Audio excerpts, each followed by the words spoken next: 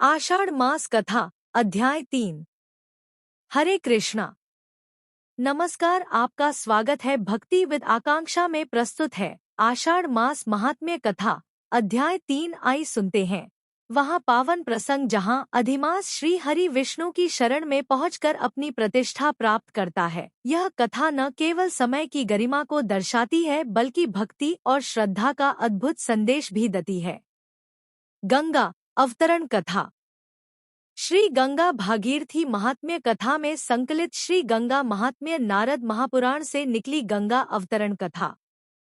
सूर्यवंशी श्री राम के पूर्वजों में एक राजा थे। राजा बाहु, उनकी 2 पत्नियां थीं। उनमें से एक ने पुत्र को जन्म दिया जिसका नाम सगर रखा गया। सगर की भी 2 पत्नियों थी, केशनी और सुंती। केशनी का एक पुत्र हुआ जिसका नाम असमंजस रखा गया।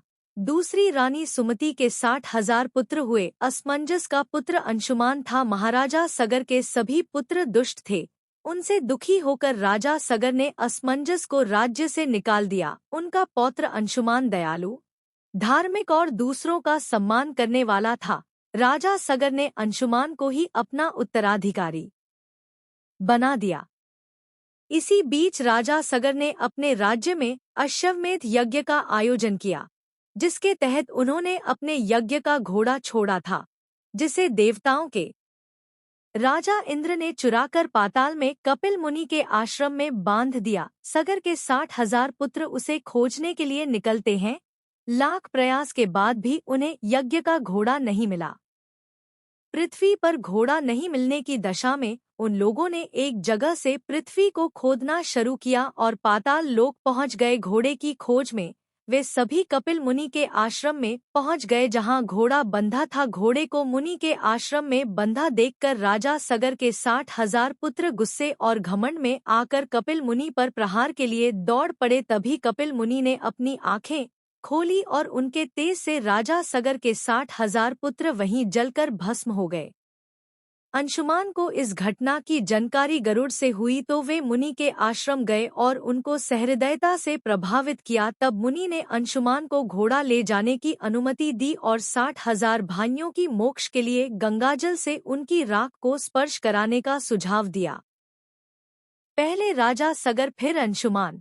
राजा अंशुमान के पुत्र दिलीप इन सभी को गंगा को प्रसन्न करने की कोशिश की, लेकिन सफल नहीं हुए। तब राजा दिलीप के पुत्र भगीरथ ने अपनी तपस्या से ब्रह्मा जी को प्रसन्न कर गंगा को पृथ्वी पर भेजने का वरदान मांगा। ब्रह्मा जी ने कहा कि गंगा के वेग को केवल भगवान शिव ही संभाल सकते हैं, तुम्हें उनको प्रसन्न करना होगा। तब भागीरथ ने भगवान शिव को कठोर तपस्या से प्रसन्न कर अपनी इच्छा व्यक्त की। तब भगवान शिव ने ब्रह्मा जी के कमंडल से निकली गंगा को अपने जटाओं में रोक लिया और फिर उनको पृथ्वी पर छोड़ा। इस प्रकार गंगा का स्वर्ग से पृथ्वी पर अवतरण हुआ और महाराज सगर के 60,000 पुत्रों को मोक्ष की प्राप्ति हुई। भागीरथ की तपस्या से अवतरित होने के कारण गंगा को भागीरथी भी कहा जाता है। इस महात्म्य पूर्ण गंगा अवतरण कथा से हमें यह सीखने को मिलता है कि भक्ति, तपस्या और दृढ़ संकल्प से मनुष्य अपने लक्ष्य को प्राप्त कर सकता है। जिनके तप से धरती पर गंगा अवतरित हुई, ऐसे भगीरथ को नमन।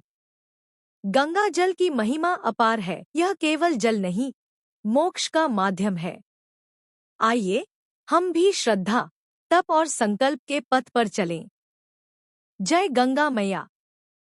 हर हर महादेव।